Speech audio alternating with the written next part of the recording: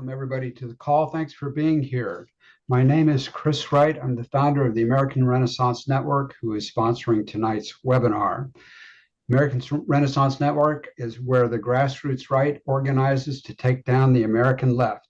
So let me introduce tonight's speaker. Terry Beatley is the author of What If We've Been Wrong? Keeping My Promise to America's Abortion King. She's also president of Hosea Initiative.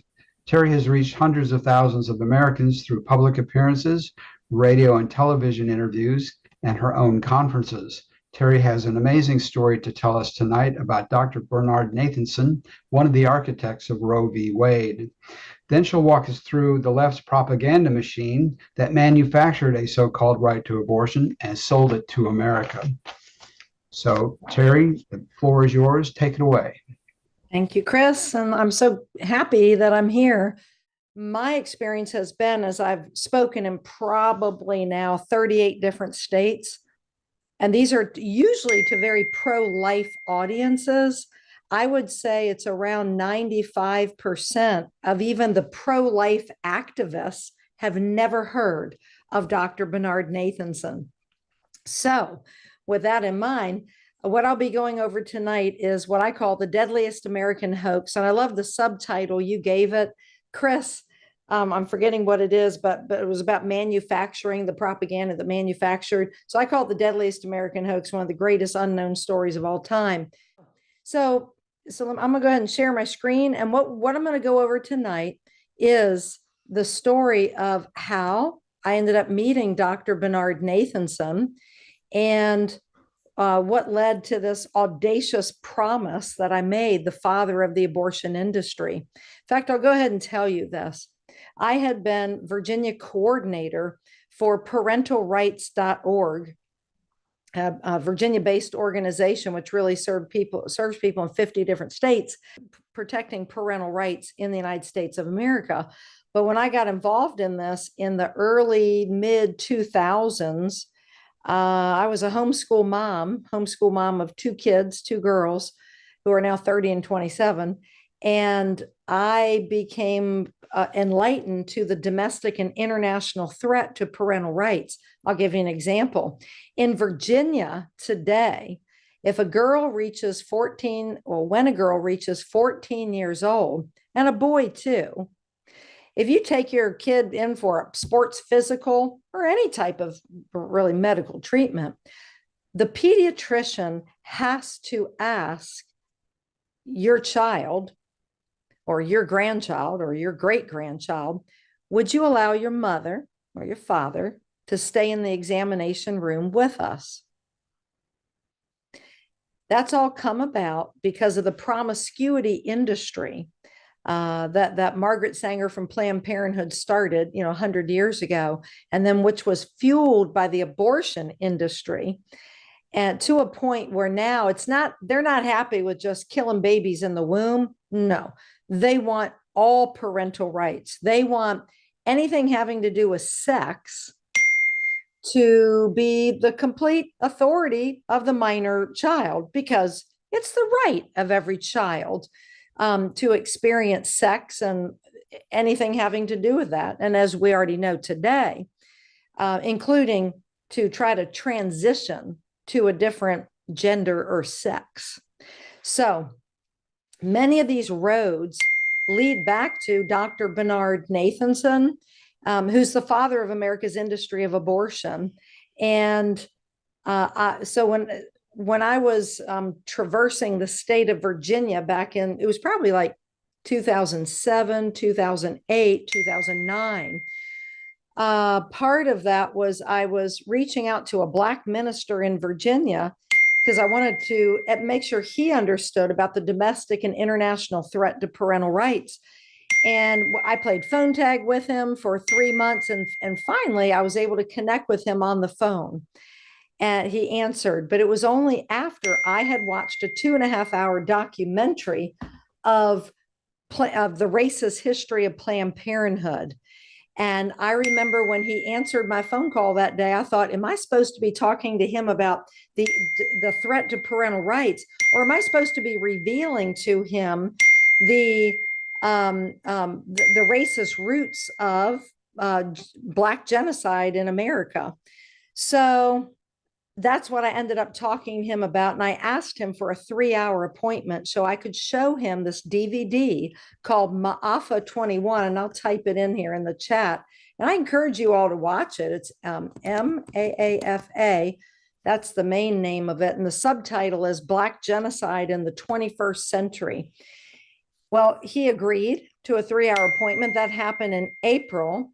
And by the way, if you all hear like a ding sound, it's like all my text messages are coming over through the recording and I have no idea how to stop it because my phone is off. So we end up booking an appointment in April of 2009 to show this Black minister in Virginia. He and I both lived out in a rural area in Virginia. And I showed him this 2.5-hour documentary about the racist history of Planned Parenthood. And when that movie was over, white Terry didn't know really what to ask Black Pastor Bibbins. And I said, Pastor Bibbins, please tell me what you think. And I'll never forget it. He rolled his chair forward. He pointed his finger at me like this. And he said, I'll tell you what I think. I will never again vote for a pro-abortion candidate for as long as I live. For if I do, I'm voting to annihilate my own race. And furthermore, I get it now. Abortion's wrong. It was like Jesus had lifted up the sheer curtains. That's the analogy I always make, like, whoop, just picked it up with the message of this. You know, we're all trying to save America, right? Save liberty. This is Terry Beatley's opinion, and I've said this for 15 years, actually, maybe more than that now. The future of America rests with what are we going to do with the issue of life? We can talk about lower taxes and reduce gasoline taxes, and we can talk about radicalized Islam and all sorts of different topics. But what I stand on is that God will never bless our nation if we continue to kill God's children. So what I'm going to share is the story of the father of America's industry of abortion and how he made a 180-degree turn and became 100% pro-life, later on a baptized child of God. And I had the opportunity to interview him on December 1st, 2009, because after I had those experiences with Pastor Bibbins, he had me come back to his church 2 months later. I gave a two-night Love of Life program where I showed that video. And then I also showed and talked about so much more. I literally stood in front of them that night. They didn't know me. They just knew that they maybe would be able to trust me since Pastor Bibbins invited me there. We had 55 people the first night, 110 the second night, but I had no nonprofit educational organization. It was just me, with a computer. And I stood in front of them, and the first words out of my mouth, which I'm still shocked when I look back and I think, oh my gosh, that's the first thing I said. I stood in front of all these people and I said, I'm going to prove to you tonight and tomorrow night why voting pro-life is the most important issue. It's not one of many issues. It's the most important issue. So it was a beautiful 2-night program. People loved it. We doubled the participation on the next night, and they were hugging and kissing me and making me promise I would never stop doing what I'm doing. And then I went into prayer. So now that was June, July, August, September, October, November. I'm in a lot of prayer because I'm white. I'm crossing the racial political divide. And by the way, when I walked up his steps that day, my prayer was, Lord, don't let me talk politics, because I didn't want him to think I was just there for some particular party vote. I didn't want it to shift over to politics, but he answered me in a political answer. And I knew what the Lord was revealing to me was that life leads. Life leads. This is not an issue that needs to be tucked under the rug of some political party or any of us. So I was at a prayer vigil in November of 2009, begging God to tell me, what am I supposed to do? Because I really feel like I'm really drawn into this pro-life arena. And all I could hear through prayer was go interview Dr. Bernard Nathanson. I thought it was ridiculous. I even told God that. I told, look, I'm just a little homeschool mom from Virginia. And why would Dr. Nathanson say yes to my request for an interview? And it was silence. And I knew I was supposed to try. So I'm going to go through this, hopefully lickety split. And what you're going to be learning, I have, I believe, all the evidence why the Lord is not done with the legacy of Dr. Bernard Nathanson. And it is meant to crush the baby killing industry in our nation, which has already killed at least 65 million children since Roe v. Wade in 1973. All right, so I call it the greatest unknown story of God's divine mercy. And here we go. What we do, we expose the lies, we educate for action. We want to stop the killing and then heal, renew, and restore America. And why we do what we do.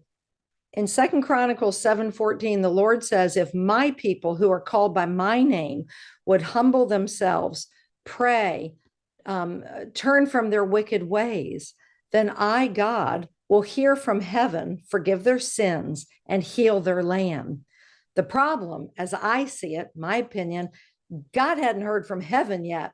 I think he's talking about all the saints and angels, saying, God, look at all the people down there in the United States. They've repented for their apathy, their willful ignorance, pretending it's really not a baby, and also their participation with abortion, which all of this information I share tonight, none of it is meant with any condemnation if abortion has directly impacted you in some way. But when I say directly impacted, it could be a woman who had an abortion. Maybe it's a man who drove his wife or girlfriend over to the abortion mill 35 years ago.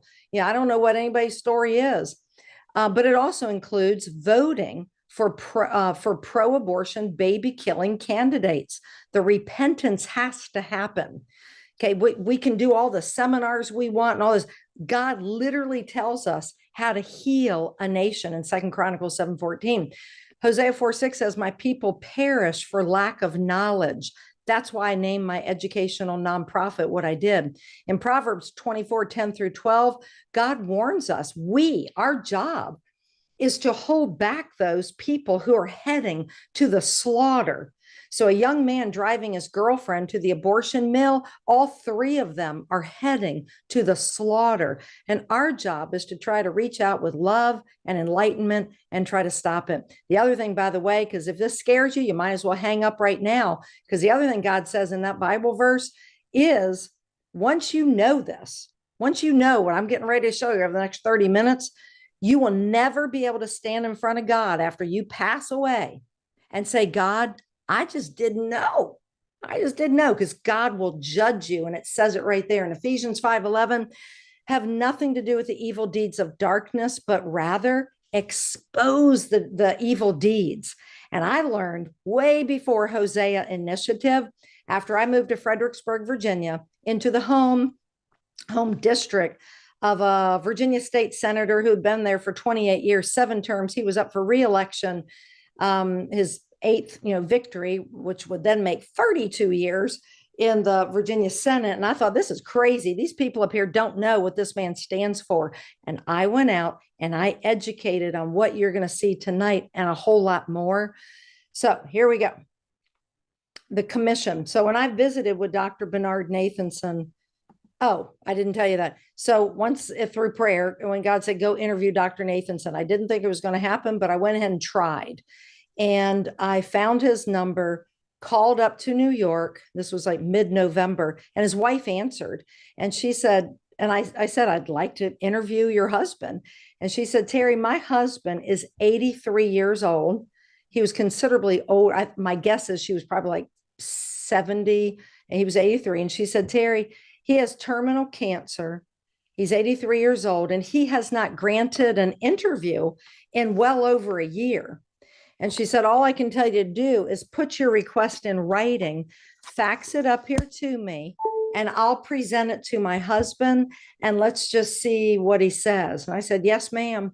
So I wrote a letter, and I faxed it up there to her, and she called me back a couple days later in the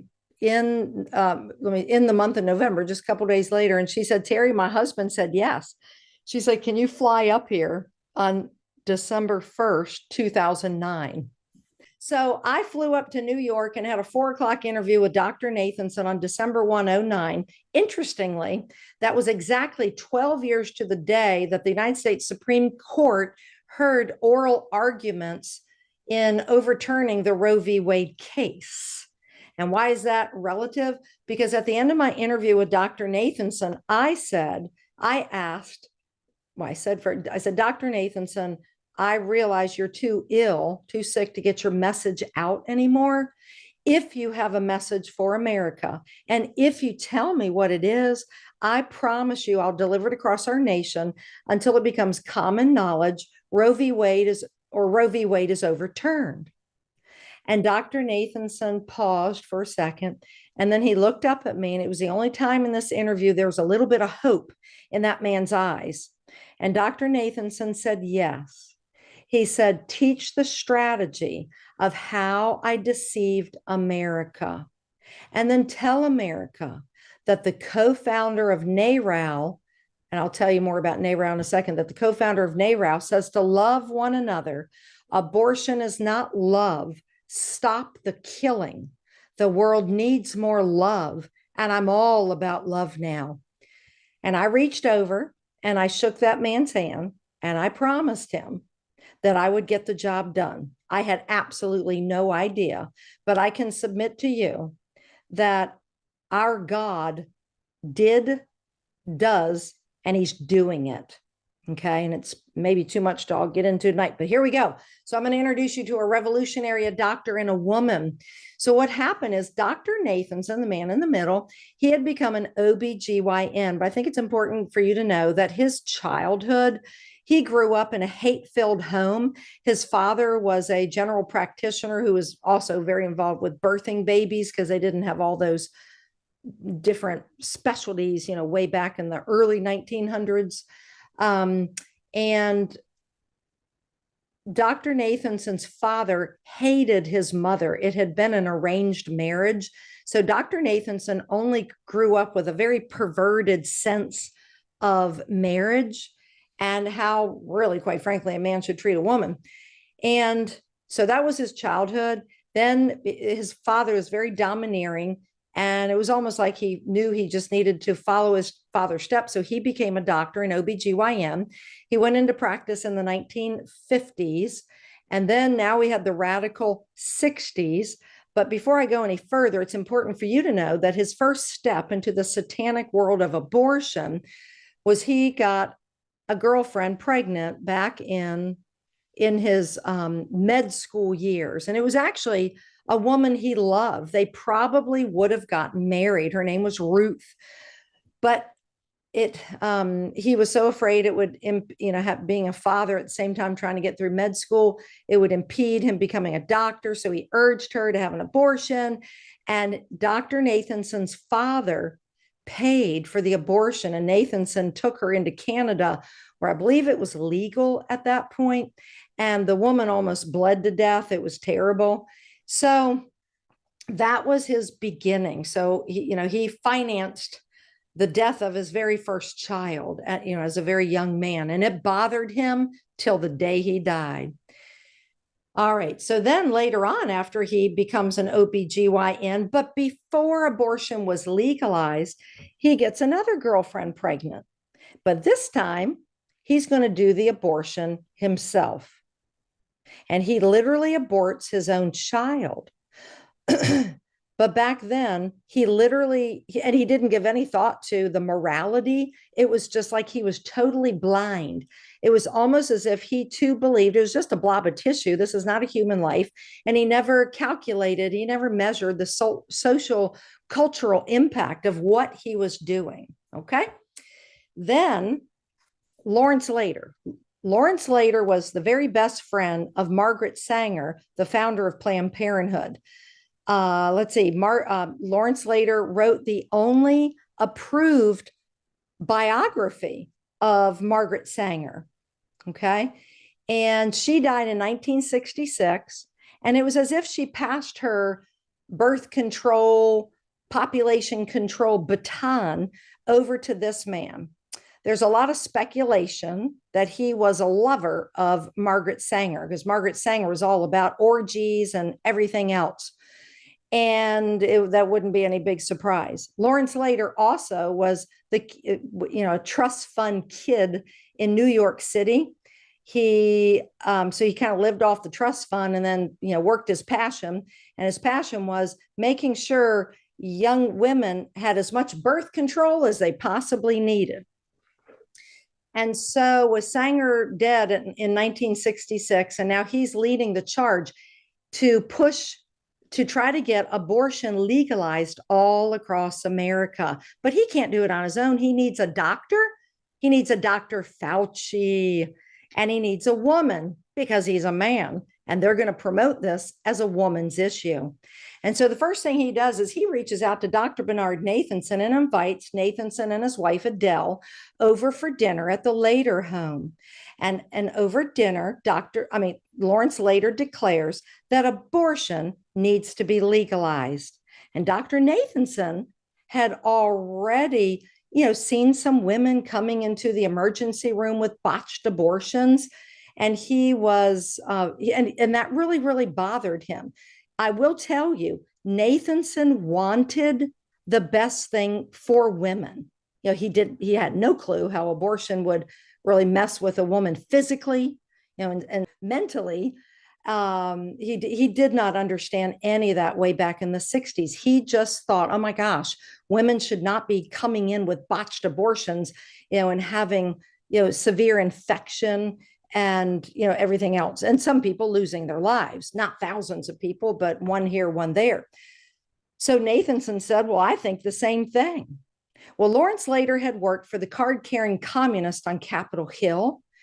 And so radical revolutionary ideas were nothing new for Lawrence Lader. And he said, Dr. Nathanson, let's team up. And the first thing we need to do is we need to form a political action committee, a PAC. And I'll introduce that PAC to you in just a second. But the other thing they needed was a woman. They needed a Dr. Fauci in front of the press, and they needed a woman leading the charge. And Lawrence Lader was the architect. Okay. This was the beginning. I think it's very important for you to know, because we've almost lost our nation because of this. Betty Friedan was one of the founding members of the National Organization for Women. In the beginning of NOW, legalized abortion was nowhere in the platform of that organization until Lawrence Lader spent 1 year with Betty Friedan, really ingraining Margaret Sanger's worldview into Betty Friedan's brain, that a woman is never free like a man unless she can control, her reproduction and her body. And this was the beginning of sexual politics commandeering the woman's movement, because abortion had never been a plank in it. A great book to read about that's called Subverted. Okay. So now we're going to move on. If I can find my little cursor here. There we go. All right. So here's the PAC that Lawrence Lader and Dr. Nathanson and Betty Friedan founded, the National Association for the Repeal of Abortion Laws. There's the acronym, depending on what part of the United States you come from. It's either NARAL or NARAL. Okay. Or later they changed their name after abortion became legalized after Roe v. Wade. They called it NARAL Pro-Choice America. And guess what? Now that we've killed 65 million babies, the new thing now is transgenderism. And honestly, I'm not even going to put their new name on my slides, because that now it's something having to do with reproductive something. And it's what that's doing is it's accommodating all the men who want to have babies. Okay. So that was the beginning. Now, all this happened back, I think they had dinner in I think it was 1968. By 1969, they had formed NARAL. And this is very important. Go ahead and put your answer in the chat, type it in. The Cumulative Index Medicus is a medical journal of all the articles on different topics. So guess how many articles on fetal anatomy and physiology were in the 1969, it should have said Cumulative Index Medicus. Let's take a guess. Do you think it was 100, 1,000? What do you think it would be?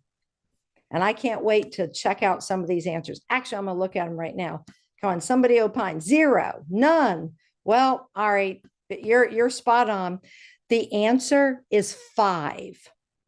Only 5 articles about that topic. They literally didn't know anything about the baby in the womb. So we're so used to this new branch of science called fetology in 1969. And just a couple years later, now, the law's in place to, kill baby. Actually, between Roe v. Wade and Doe versus Bolton, Doe versus Bolton covered a woman's psychological well-being. So it could just be, I'm 9 months pregnant, and I think I'm going to go crazy if I have this baby. Therefore, I want to abort this baby. And oh, by the way, the baby's coming down the birth canal. And up until Roe was overturned, that would have still been legal. Okay. But now it's back at the state level. And now the states are doing just that. All right. So there's our 5. Now, so that was, okay. Now I'm going to update you a little bit. So Dr. Nathanson, he's serving as the medical director of NARAL. That's first in 1970 through the 72, he's running the largest abortion mill in the Western Hemisphere up in New York City. They're killing about 800 and 900 babies per week. Now they're doing that almost per day. But nationwide. But he was the manager over this abortuary. Never call these places clinics because they're not clinics. Clinics are where you go to get well. They're abortuaries. They kill people. And if they don't kill just the baby, they're also killing the mother or maiming her. And he manages this nasty facility for about 2.5 years. He's exhausted. He quits the facility and he goes to work at St. Luke's Hospital in New York City as the chief of obstetrics. And while he's there, about 6 months, now keep in mind, he's still an abortionist. They are aborting babies on one floor of the hospital, and then they're trying to save the life and birthing babies on another floor of the hospital. And he said there were days where he would arrive to abort a baby, and the same day on a different floor, they were trying to save a baby the same age from premature delivery. Okay. So it's crazy. He said some days I didn't know, was I there to birth or was I there to kill? And then about 6 months after he goes to work at St. Luke's, the hospital rolls in a brand new technology, real-time ultrasound. And the father of America's abortion industry begins using this new science. Remember Fauci, follow the science, follow the science. Well, Dr. Nathanson followed the science of real-time ultrasound. And that quote there is what he told me when I sat beside him in New York City on December 1st, 2009. He said, Terry, you got to understand, real-time ultrasound was the bomb. It made everything come alive. And so now this is a 4D ultrasound. Okay. This is like super, super clear. Back then, I don't know if it was 2D or 3D, but it wasn't this clear. But you got to understand, he had only been able to see a baby's heart on ultrasound pictures. And then later, obviously with the stethoscope, he could hear a baby's heartbeat, but oh my goodness, now he could see and hear the baby's heartbeat. And he told me, and he wrote about, that he began bonding with the baby. He realized he had a second patient. He said he saw the baby wiggling, stretching, yawning, urinating. And he said, Terry, I realized I had, look at that. This is a really popular video out on the internet. But he said, Terry, I realized I had two patients, the mother and this little tiny person. And he fully recognized the humanity of the baby in the womb. And it literally changed his life. So that was 1973, the same year we got Roe v. Wade decision. And what America does not know is that the father of the abortion industry begins his pro-life conversion in the same year we got Roe v. Wade. All right, by 1979, he was 100% pro-life. He was literally trying to figure out a way, how quickly can they take the baby out of the womb to meet the mother's desires? She doesn't want the baby, but just not kill the baby. So he was really trying to figure that out. So by 1979, he was 100% pro-life, fully believing there's no reason, even rape, incest, life of the mother, there's never a reason to, like the life of the mother, to kill the baby. If the life of the mother is in danger, well, by all means, go in and remove the baby, but don't go in to kill the baby. Try to take the baby out and save the baby's life as well. So now we're into the early 1980s, and he asks an abortionist friend of his to do an ultrasound video of a first trimester abortion because Dr. Nathanson wanted to know what's going on to the baby during the abortion. And so what comes about of that video is the nurse who was there that day, she quits the same day she sees the video footage. The abortionist, he never does another abortion from my understanding. And Dr. Nathanson begins at least 6 years of severe depression and contemplating suicide because of what the video reveals. So this first video is captured in what is known. Yeah, I'm pretty sure you can still watch this out on YouTube, but it's called The Silent Scream. What they saw was a 12-week-old baby. And you have to understand, by the time the baby's just 12 weeks old, and I believe this actually happens at 10 weeks, all the organs are in place. All the different systems are there. Everything's there. The baby just has to get bigger. You know, just by the hand of God, that's somewhere between 10 and 12 weeks old, just 10 and 12 weeks old. Everything's there. The baby just needs to grow bigger. So I'm going to tell you what happens, because this is important, because Americans have been ignoring the silent screams since 1973. What they saw, and they monitored the heartbeat as soon as the amniotic sac was burst open by the abortion suction device, and all the amniotic fluid flows out. The baby's heart rate goes through the roof. I need to get the numbers, but it just goes from a normal heartbeat of a baby like that to whatever it was, just sky high. And I can only surmise that the baby senses danger. I don't have the proof for that. And then as the suction tube is bearing down toward closer and closer to the baby, what they saw, and this is a direct quote, the baby opens his or her mouth in a silent scream of a child threatened imminently with extinction. And we have ignored these babies' silent screams since 1973. A number of years later, Dr. Nathanson makes another ultrasound video because he wants to know what's going on. And please forgive me at the moment, I can't remember if it was on a 16-week-old baby or a 20-week. I believe it was a 20-week abortion. And it will cause you to have nightmares. And so this is why I'm so passionate. All right, he doesn't stop there. In 1988, actually prior to that, he had already met President Reagan, and he was serving on the Health and Human Services Board, getting everybody educated about, what abortion is really all about. And basically what Ronald Reagan learned from Dr. Nathanson led to the Personhood Proclamation of January 14th, 1988.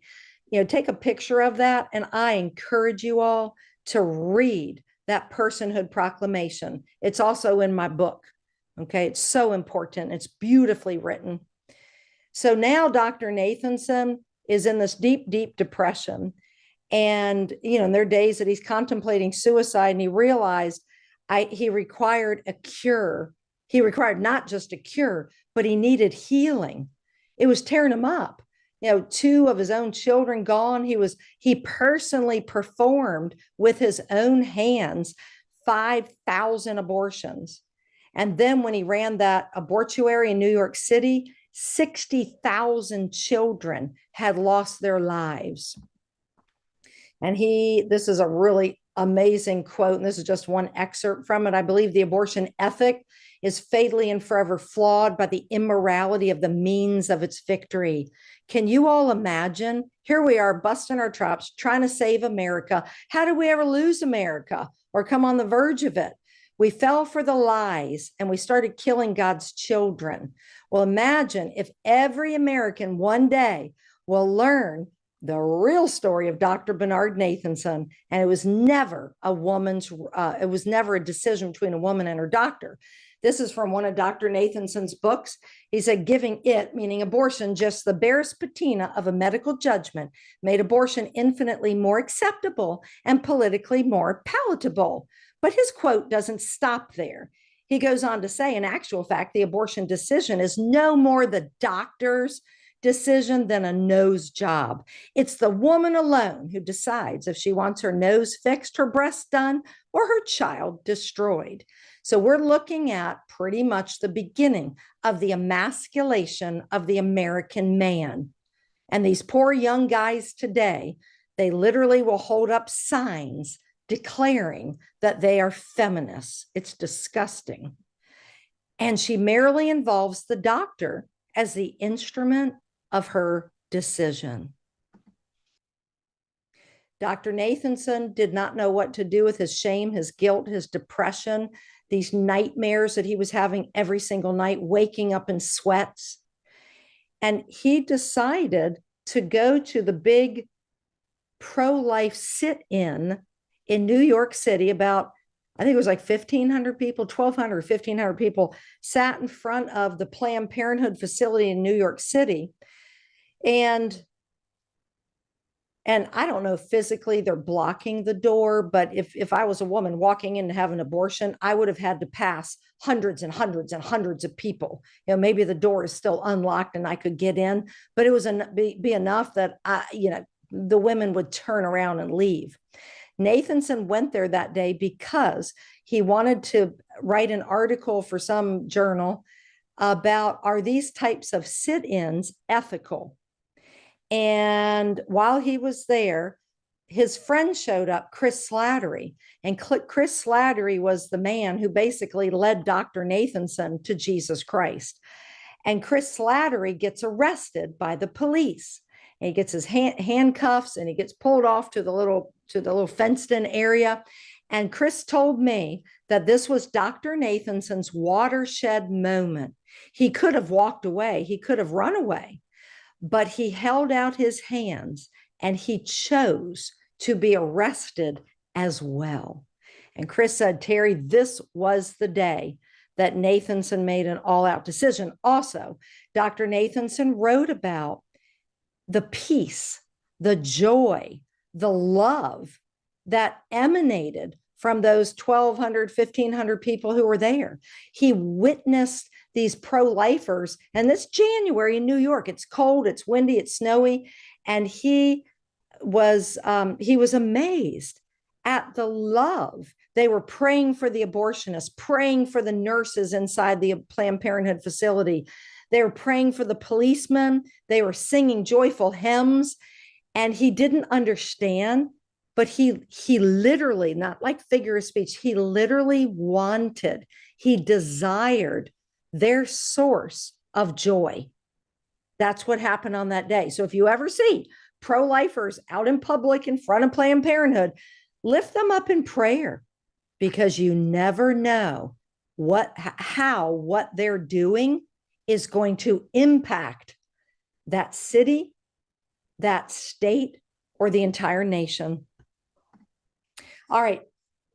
So that, and I'll wrap up the completion of his journey, but he wanted me to teach you the 8-point strategy. Okay. Deceiving America with an 8-point strategy.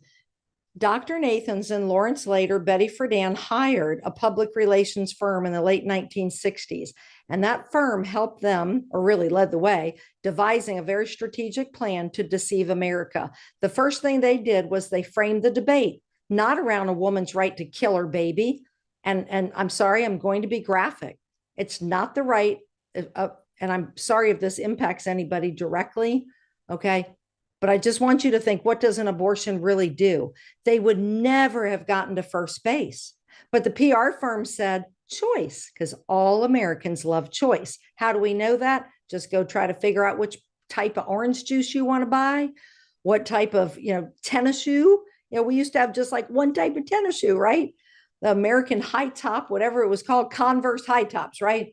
And now, boom, go into Dick's Sporting Goods today, and you got like 95 different styles of tennis shoes. All right, Americans love choice. Then they crafted the cynical slogans. Why? Because words have power. My body, my choice. And abortion is healthcare. It's a woman's right to choose. It's a decision between a woman and her doctor. So buck out of the way, men and fathers. Words have power. Then they use the complicit media. Dr. Nathanson was the Dr. Fauci of yesteryear. We all know now Fauci lied up one side and down the other. I don't know if that man ever spoke the truth. And Dr. Nathanson was the same way. He told me all he had to do was put on his white lab coat. Most of the reporters were young women who graduated from liberal universities. They'd already been indoctrinated into this whole topic, and they were super tired of fighting the Vietnam War, being opposed to that. And it felt really good to be for something, to be for legalizing abortion. And that is what they did. And Dr. Nathanson told me he could tell these young reporters anything, and they would never do their homework to go, see if he was speaking the truth, because he, was Dr. Fauci. He fabricated the facts. He would tell those young reporters that 1 million women a year are having back alley abortions, and 5,000 to 10,000 women are dying every year. Oh my gosh, there's an epidemic. We've got a pandemic on our hands. But the problem with those numbers is they were all bald-faced lies. The real number of illegal abortions was around 98,000, not 1 million. And the number of women dying per year on the highest side, it was maybe 250. And as the years went along, that number kept going down, down, down, but never 5,000 to 10,000 women a year dying due to complications of illegal abortion. Then when I sat beside Dr. Nathanson on that day, I said, Dr. Nathanson, where did you get the 60% number? 60% of Americans want abortion on demand legalized. And I'll never forget it. He raised his right hand in the air, and I don't know if you can still see me, but he clenched the air and he pulled it down. And he said, Terry, I pulled it out of thin air. He said, the PR firm said, if we're going to start a revolution, we have to be able to quote, some of those false facts and also polling numbers, but they have to be over 50%. So he randomly chose 60%. And check this out. There was never 60% of Americans wanting abortion on demand legalized. It was only 1/10 of 1%. 1/10 of 1%. It was just a handful of people who were fighting to get abortion on demand legalized. And as we all know, like Dr. Fauci did, you repeat the lies over and over and over again in the media. Need I say more? Then they justified decriminalizing abortion. He would say this, look, the women who are going to have abortions, they're going to have abortions anyway, whether they're legal or illegal. So why are we making the doctors felons? It makes no sense. But everybody on this call tonight fully understands that when you legalize something, it's going to drive the demand up. Because I can promise you, if I could drive 85 miles an hour to the grocery store, I would. But I've been punished too many times. And I don't do that anymore because I can't afford to keep getting punished. So check this out. So there were 98,000 illegal abortions. That was his best guesstimate. And within about 7 years, once abortion became legalized, we hit 1.6 million legalized abortions. So it became the self-fulfilling lie. Okay. And then lastly, he executed what NARAL called the Catholic strategy. They literally identified this as the central strategy, a keystone of the abortion movement. And because they were trying first in the state of New York, this is back in 1970. So, a couple of years before Roe v. Wade. And there was a very radical pro-abortion bill that had been patroned in the state of New York in the legislature. And they wanted to make sure that thing got ratified, and which it did. In April of 1970, it became one of the most aggressive pro-abortion laws on the books, which would allow abortion in the state of New York through all 24 weeks of pregnancy. And they flipped that law. They had a pro-life law on the books for 140 years that abortion was illegal. And they flipped that law in 18 months with lies and propaganda.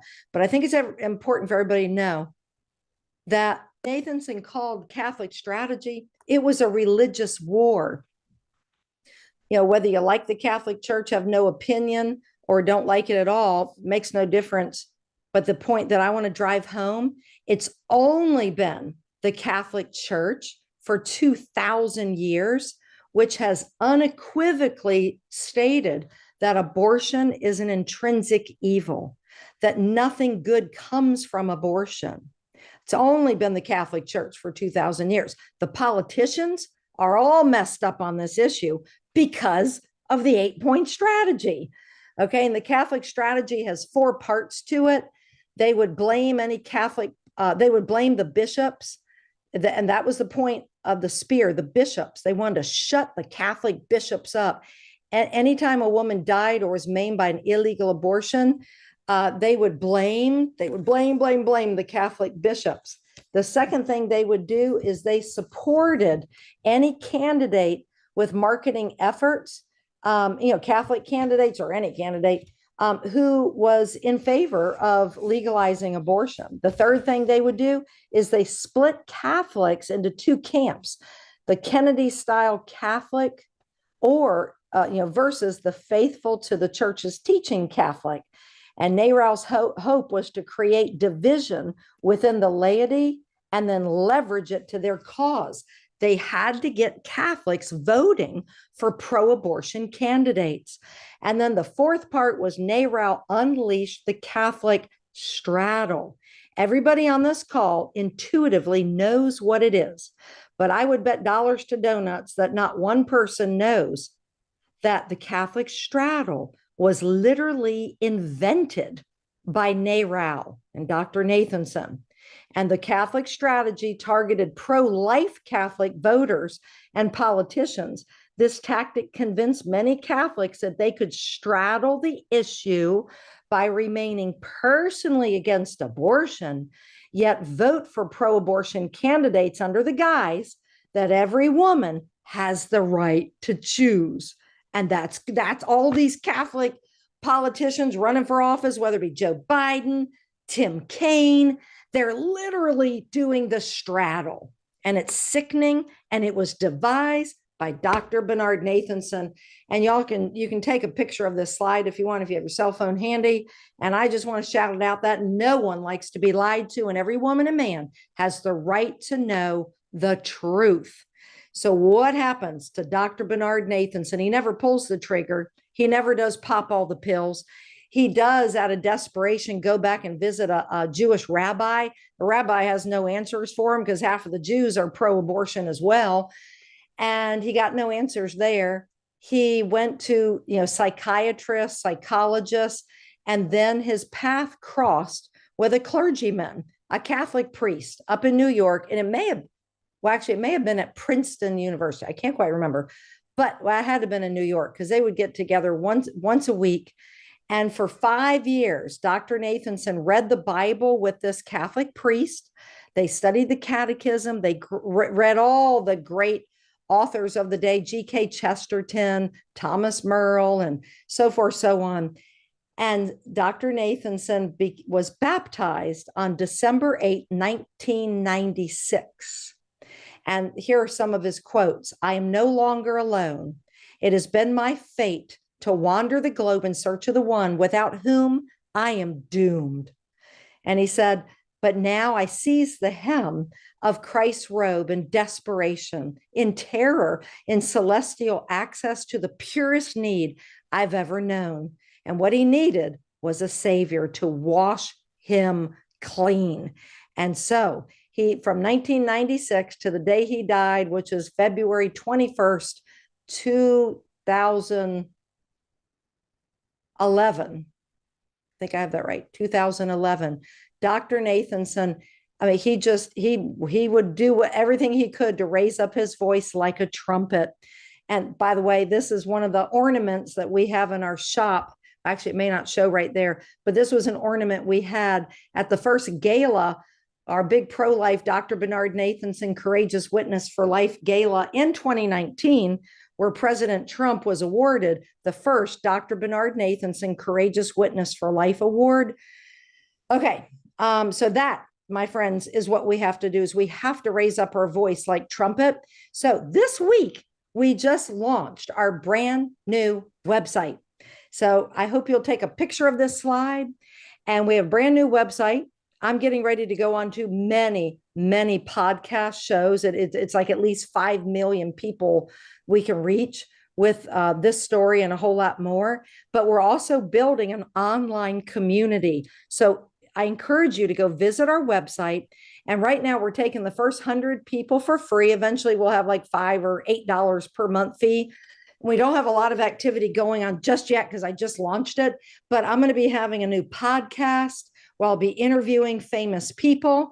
And, people, my hope is I want to be able to interview even people like Kelsey Grammer, who played Frasier on Cheers, because he may still be pro-choice.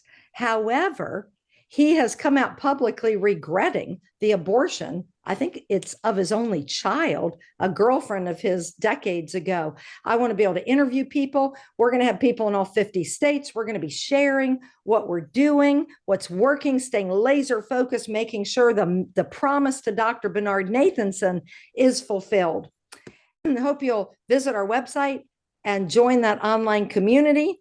And Chris, that is what I have. But I'm going to say it one more time. Dr. Nathanson told me to tell you to love one another. Abortion is not love. Stop the killing. The world needs more love, and that I'm all about love now. So let's together in all 50 states, you're needed, because I can't teach the whole nation myself, but I can teach the nation what I did in proving that life leads. I hope you all will order my book. You can go right on to Amazon. The title of it is "What If We've Been Wrong?" And you will absolutely love the story. And if you're disappointed, I will give you your money back. I want Americans to get educated so we can crush the industry that kills God's children. All right, Chris, back to you. Thank you, Terry. Great presentation. We'll end the evening here. Thanks for being here, and keep an eye out for our future webinars. So long, everybody.